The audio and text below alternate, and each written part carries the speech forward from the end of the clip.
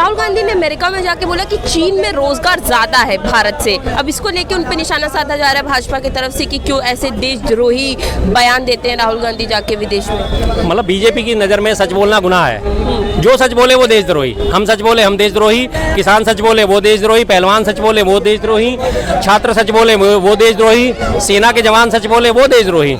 जो बीजेपी के सुर में सुर ना मिलाया, उनकी हाँ में हाँ ना मिलाया, वही देशद्रोही है। क्या गलत कहा उन्होंने? लगभग दोनों देशों की आबादी लगभग बराबर है। हमारे यहाँ बेरोजगारी दर देखिए और वहाँ पे बेरोजगारी दर देखिए। वहाँ आप उसकी जीडीपी देखिए, हमारी जीडीपी देखिए, कितना फर्क है। उसका आयात और निर्यात देखिए, हमारा आयात और निर्यात देखिए। पिछले साल के आयात निर्यात की अगर हम चीन की बात करें, 112 अरब डॉलर का हमने आयात करा चीन से, और निर्यात कितना करा चीन को? मात्र 12 अरब डॉलर का। पूरे 100 अरब डॉलर का फर्क। तो फिर क्या गलत कहा? मतलब सच्चाई कहना गलत हो गया कि हाँ जी आप गलत हो, आप फेलियर हो, तो इसको कहना गलत हो गया कि आप फेलियर हो। भाई जब सच्चाई को एक्सेप्ट करोगे तभी तो उसके लिए काम करोगे। बच्चा फेल हो गया स्कूल में और उसका टीचर उसे ये ना कहे कि तू फेल हो गया, ये तो बहुत बढ़िया बात हुई। जब उसे बताएगा बेटा तू फेल हो गया, तभी तो वो मेहनत करेगा दोबारा आगे बढ़ने के लिए। अगर हमारे भारत में बेरोजगारी दर बढ़ी पड़ी है तो बढ़ी है, वास्तव में बढ़ी है। सच्चाई को स्वीकार करो, उसमें क्या बुराई है? जब सच्चाई को स्वीकार करोगे तभी तो उसके लिए नीतियां बनाओगे कि बेरोजगारी दूर कैसे करी जाए। बेरोजगारी का आंकड़े जब उसको एक्सेप्ट करोगे तभी तो पता चलेगा कहाँ हमें काम करना है, कैसे काम करना है, कैसे रोजगार देना है। लेकिन नहीं, वो तो आत्ममुक्त रहने वाले लोग हैं। हमारी आत्म प्रशंसा होती रहनी चाहिए, बाकी अपनी जनता जाए भाड़ में। हमारी प्रशंसा होती रहनी चाहिए, चाहे वो झूठी हो चाहे वो सच्ची हो। बस भाजपा के कई नेता का भी कहना है कि अब चीन और पाकिस्तान को अपनी ब्रांड एम्बेसडर की जरूरत नहीं, क्योंकि राहुल गांधी बन चुके हैं उनके ब्रांड एम्बेसडर चीन के।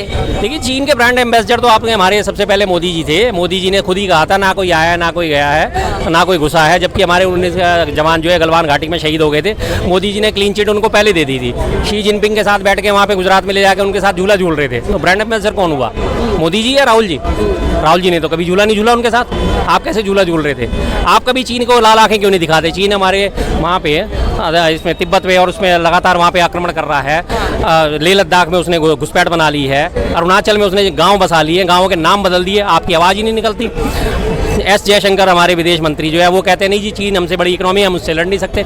तो चीन को ब्रांड एम्बेसडर की क्या जरूरत है? आप ही तो उसके खिलाफ वो कर रहे हो, प्रमोशन कर रहे हो। जो वो गलत कर रहा है उसके खिलाफ आप आवाज़ नहीं उठा रहे, तो प्रमोशन आप कर रहे हो या राहुल गांधी जी कर रहे हैं? उन्होंने सच्चाई दिखा दी तो आपको कड़वी लग गई। आपका फेलियर सामने आ गया तो आपको कड़वा लगा है। अब फेलियर आपको सामने दिखाया जाएगा तो कड़वा तो लगेगा ना, क्योंकि बीजेपी को आदत क्या है? वाह वाह वाह वाह वाह वाह वाह वाह वाह मोदी जी वाह।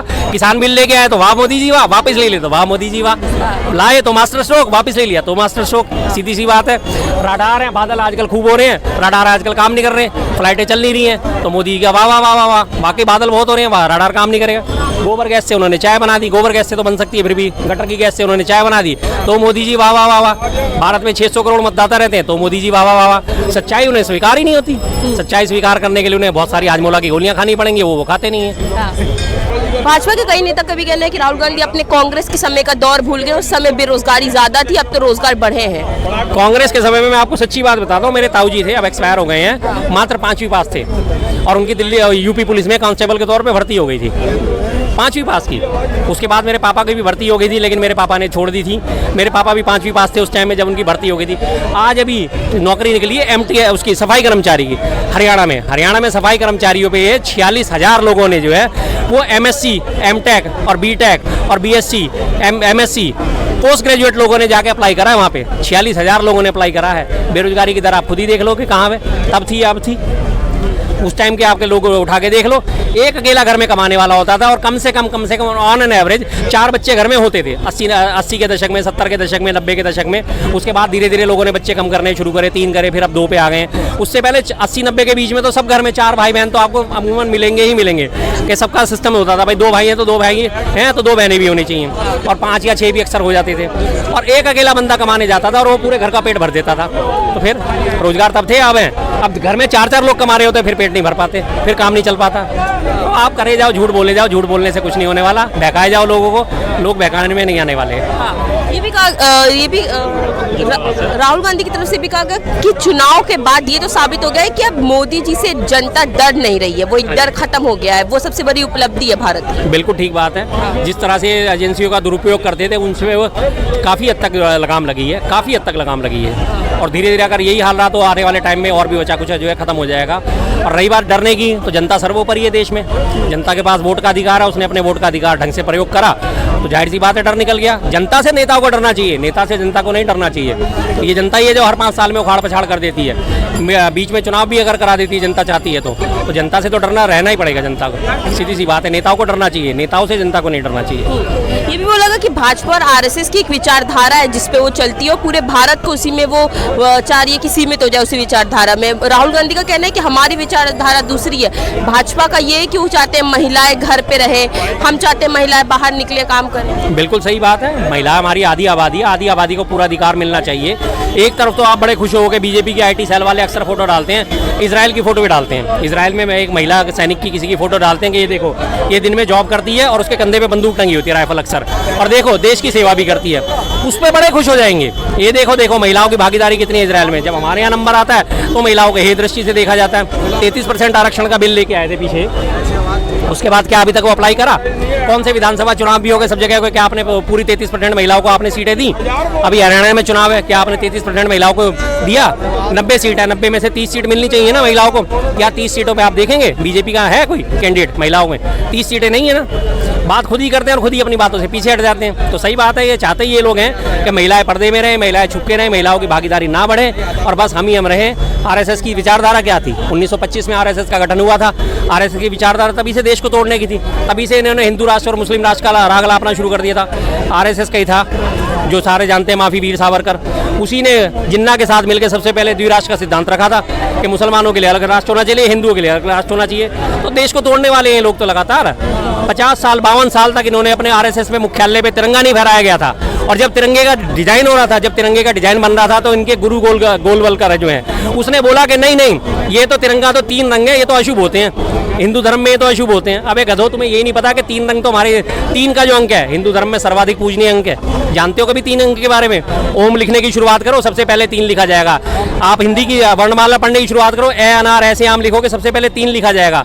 तीनों महादेवियाँ, ये गधे जानते क्या है? 3 लोग हैं, सब जानते हैं, लेकिन उसने क्या कहा कि नहीं 3 का अंक अशुभ होता है, इसलिए तिरंगे को मान्यता नहीं देते। ये आरएसएस की ऐसी विचारधारा है, देश को तोड़ने वाली, इनके बस की कुछ नहीं है, कच्चाधारी है सब और बस। राहुल गांधी ने अमेरिका में देवता का मतलब समझाने की भी कोशिश करी कि इंडिया में देवता का क्या मतलब है, मतलब जो ट्रांसपेरेंट है, पर अब उनको बोला जा रहा है कि सिर्फ सनातन पे ही क्यों वो हमेशा वार करते हैं राहुल गांधी। बिल्कुल ठीक कहा जी। देखिए हमारे जो हिंदू धर्म को जो भी थोड़े से गहराई से पढ़ लेता है वो जानता है देवता और भगवान में अंतर क्या है। देवता और भगवान में अंतर क्या है? देवता जो होते हैं हमारे कुल देवता भी होते हैं, हमारे पूर्वज होते हैं, उनको भी हम देवता मान लेते हैं, हमारे जो पितर होते हैं हम उनको भी देवता मानते हैं। और देवता इंद्र भी हैं जिनके अक्सर सिंहासन डोल जाता है, जो भागे भागे विष्णु जी की शरण में जाते हैं, भागे भागे शिव जी की शरण में जाते हैं, भागे भागे ब्रह्मा जी की शरण में जाते हैं। तो भगवान जो है जिनको प्रॉपर भगवान माना गया है वो हमारे भगवान हिंदू धर्म में 3 ही हैं और 3 ही महादेवी हैं। उसके बाद जो है सारी उनकी जिसे कहते हैं कि अगर हम माना जाए, हम अपने उसको देखें हिंदू धर्म को, तो बाकी सारे देवता जो हैं वो गणों के रूप में आते हैं। वायु के देवता अलग हैं, उसके बारिश के देवता अलग हैं, पानी के देवता अलग हैं, इस तरह से। लेकिन देवताओं को भगवान का दर्जा नहीं दिया जा सकता। भगवान ही, जब भी देवताओं का सुर और असुर का संग्राम होता है तो देवता भागे भागे कहाँ जाते हैं? विष्णु जी की शरण में, सीधे से भागे जाते हैं शिव जी की शरण में।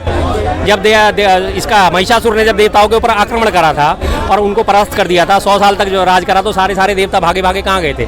देवी की शरण में गए थे ना, विष्णु जी की शरण में गए थे, शिव जी की शरण में गए थे। तब जाके शिव जी और विष्णु जी के और बाकी सारे देवताओं के तेज से आदि शक्ति उत्पन्न हुई, जिन्होंने फिर वो महिषासुर का वध करा। उसके बाद शुंभ निशुंभ आए, उनका वध करा, चंडमुंड आए, उनका वध करा। तो सब बार जब भी देवताओं के ऊपर आक्रमण हुआ तो वो देवता भागे भागे भगवानों की शरण में तो गए। तो सीधी सी बात है, भगवान भगवान है, देवता देवता है। जो उन्होंने बिल्कुल क्लियर तरीके से समझाया है, जो हिंदू धर्म को जानता है, जो थोड़ा सा पढ़ लेगा, दुर्गा सप्तशती आप पढ़ लीजिए, आपको पता चल जाएगा, उसमें देवताओं का वर्णन और भगवानों का वर्णन क्लियर पता चल जाएगा। इंद्र आज तक हजारों हो चुके हैं, हर एक नए युग में एक इंद्र पैदा होता है, हर एक युग में नया इंद्र पैदा होता है, लेकिन भगवान वहीं के वहीं थे, वहीं के वहीं हैं, वहीं के वहीं रहेंगे। एक हमारे महर्षि लोमेश होते हैं, जब उनके शरीर से एक लोम गिर जाता है, लोम कहते हैं हमारे इसको शरीर को, जो रोए खड़े होते हैं हमारे शरीर पे, महर्षि लोमेश है उनका, जब एक रोया गिर जाता है तो एक युग का अंत हो जाता है। तो जब उस युग का अंत होता है तभी एक इंद्र नया जो है वो खत्म हो जाता है और नया इंद्र पैदा होता है। तो एक बड़ी पुराना किस्सा है, एक बार महर्षि लोमेश जो है स्वर्ग से होते हुए जा रहे थे, उनके पास एक कोपिन था और एक सिर्फ कमंडल था। और एक उन्होंने लंगोटी धारण कर रखी थी। तो इंद्र ने कहा अरे आप ऐसे कैसे घूम रहे हो, आइए आप मेरे पास आइए, मेरे पास बैठिए, मेरा वैभव दे दिए। तुमने कहा भाई तू कौन है? कि जी मैं देवताओं का राजा इंद्र हूँ। इंद्र? कौन सा इंद्र? इंद्र कौन सा इंद्र? मैं तो इंद्र हूँ। अरे भाई ये तो बता कौन सा इंद्र? कि जी कौन सा इंद्र? क्या इंद्र तो इंद्र ही होता है। अरे भाई तू ये बता कौन सा इंद्र है, कौन से युग का इंद्र है, ये बता तू मुझे। कि महाराज आप कौन हो? कि मैं महर्षि लोमेश हूँ, जब मेरा एक रोया गिरता है तो एक युग का अंत होता है। अब तू ये बता कि तू कौन से युग का इंद्र है, तो मैं तेरे से आगे की बात करूंगा। तो ये चीज़ है। तो ये देवताओं और भगवानों में फर्क है जो उनको समझना चाहिए। अब इन्होंने पढ़ा तो कुछ है नहीं, जब पढ़ेंगे तो कुछ पता चलेगा। इन्होंने तो करना क्या होता है, मस्जिदों के आगे जाके डांस करना, नारे लगाने। कभी हिंदू धर्म को बैठ के पढ़ो तो सही, ढंग से उनके पुराणों का अध्ययन तो करो, शिव पुराण का अध्ययन तो करो, मत्स्य पुराण का अध्ययन तो करो, मार्कंडेय ऋषि जी ने क्या कहा है दुर्गा सप्तशती में कभी अध्ययन तो करो, तब आपको पता चलेगा, फर्क का महसूस होगा।